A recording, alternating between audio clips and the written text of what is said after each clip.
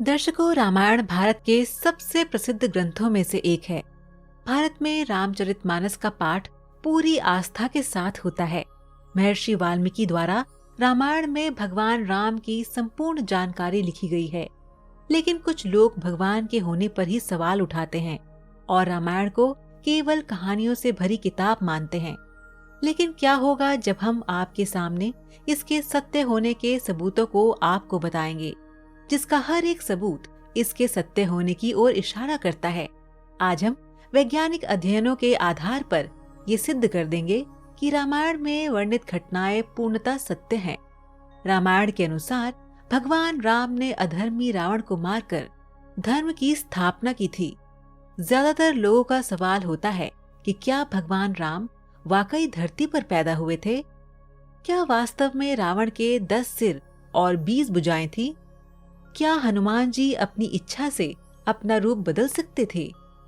क्या श्रीलंका में असल में मौजूद थी महाराज रावण की लंका? आज की इस वीडियो में हम आपको रामायण काल के सबूतों के बारे में जानकारी देंगे। आइए जानते हैं। स्वागत है दोस्तों आपका हमारे चैनल समय चक्र में। रावण का महल। लंकापति रावण के महल के अवशेष आज भी मौजूद है। ये वही महल है जिसे हनुमान जी ने लंका के साथ जला दिया था। रामायण में लंका दहन को रावण के विरुद्ध राम जी की पहली जीत कही जा सकती है। महाबली हनुमान जी के इस पराक्रम को देखकर वहां के सभी निवासी कहने लगे, सेवक इतना शक्तिशाली है तो स्वामी की ताकत का अंदाजा लगाया जा सकता है। लंका जलने का अवशेष। रामायण के अनुसार हनुमान जी ने समस्त लंका को आग लगा दी थी, जिसके प्रमाण उस जगह से मिलते हैं। जलने के बाद वहां की मिट्टी काली हो गई थी, जबकि उसके आसपास की मिट्टी का रंग वैसा ही है। अशोक वाटिका। अशोक वाटिका आज भी लंका में स्थित है, जहां रावण ने सीता माता को हरण करने के पश्चात कैद कर रखा था।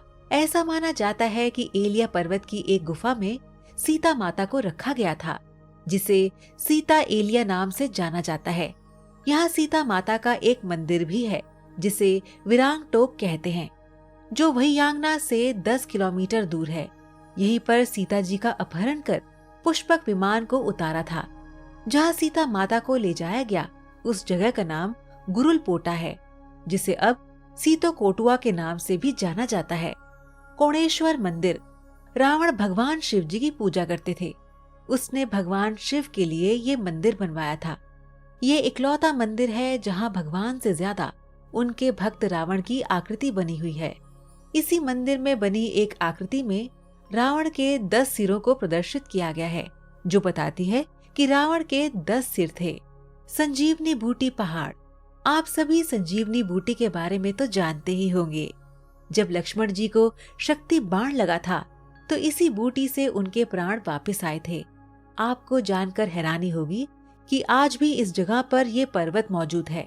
रामायण में संजीवनी बूटी से लक्ष्मण के प्राण वापस लाने और हनुमान जी द्वारा पहाड़ लाने के बारे में सभी जानते हैं। वैद सुशील ने संजीवनी को चमकीली और विचित्र गंध वाली बूटी बताया है। संजीवनी पर्वत आज भी श्रीलंका में मौजूद है। बाद में हनुमान जी ने इस पहाड़ के टुकड़े करके इसे श्रीलंका में फेंक दिया था। जहाँ जहाँ इस पहाड़ के टुकड़े गिरे, वहाँ के पेड़ पौधे और जड़ी बूटी बाकी जगहों से अलग होती है। श्रीलंका में हनुमान पद चिन्ह।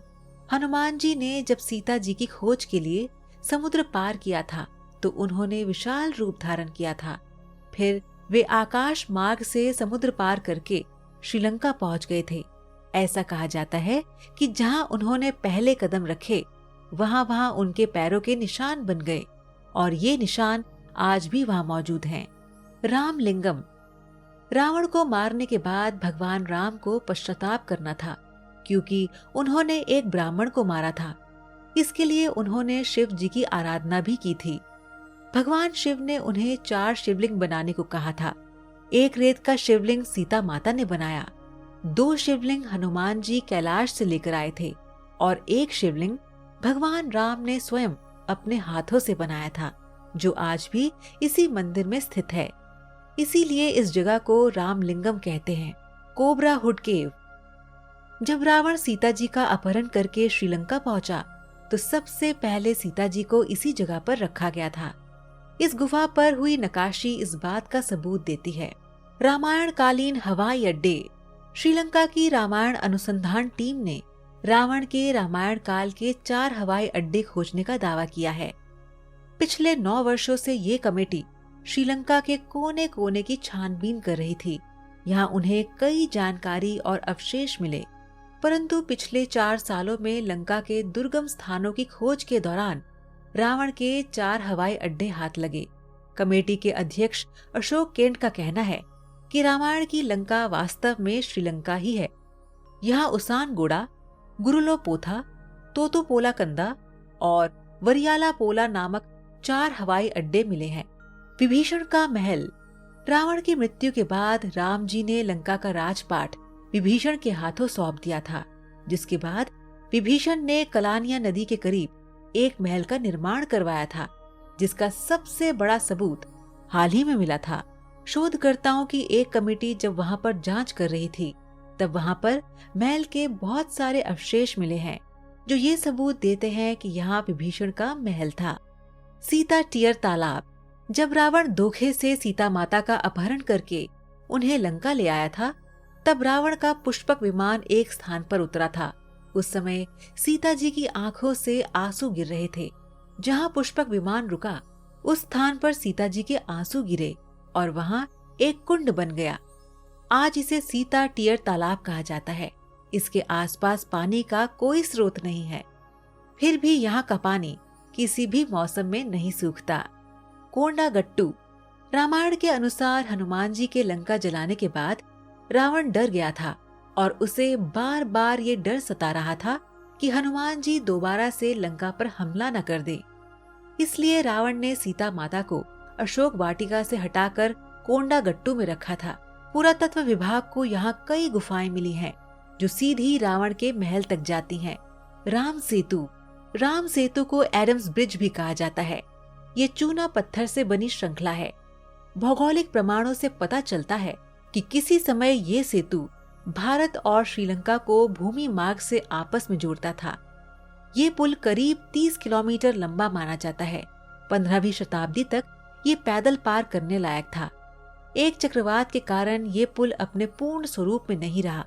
राम सेतु एक बार फिर सुर्खियों में तब आया जब नासा के उपग्रह द्वारा लिए गए फोटो मीडिया में सुर्खियां बने थे। समुद्र पर बने सेतु को राम जी की दूसरी विजय कहा जा सकता है, क्योंकि रावण को विराट समुद्र की तरफ से किसी से कोई खतरा नहीं था। पानी में तैरने वाले पत्थर। राम सेतु पुल के पत्थर पानी में तैरते थे। सुनामी के बाद रामेश्वरम के उन पत्थरों में से कुछ जमीन पर आ गए थे। शोधकर्ताओं ने जब उन्हें दोबारा पानी में फेंका तो वे तैर रहे थे, जबकि दूसरे पत्थर पानी में डूब जाते थे। नल और नील की उपस्थिति में वानर सेना ने 5 दिन में 30 किलोमीटर लंबा और 3 किलोमीटर चौड़ा पुल तैयार किया था। रामेश्वरम में आई सुनामी के दौरान ये पत्थर दिखाई दिए थे। आज भी कई साधु संतों के पास इस तरह के पत्थर हैं। तो दर्शकों, हम उम्मीद करते हैं कि आपको पता चल गया होगा कि श्रीलंका में असल में मौजूद थी महाराज रावण की लंका। इसका जवाब, अगर इस विषय में आपको कुछ कहना है तो आप हमें नीचे कमेंट बॉक्स में जरूर बताइए और हमारे चैनल समय चक्र को लाइक, शेयर एंड सब्सक्राइब करना ना भूलें। तो जाने से पहले आज का सवाल आपके लिए ये है कि क्या आप बता सकते हैं कि रामायण में कितने अध्याय हैं? आप इसका जवाब हमें नीचे कमेंट बॉक्स में दीजिए। हमें आपके जवाब का इंतजार रहेगा।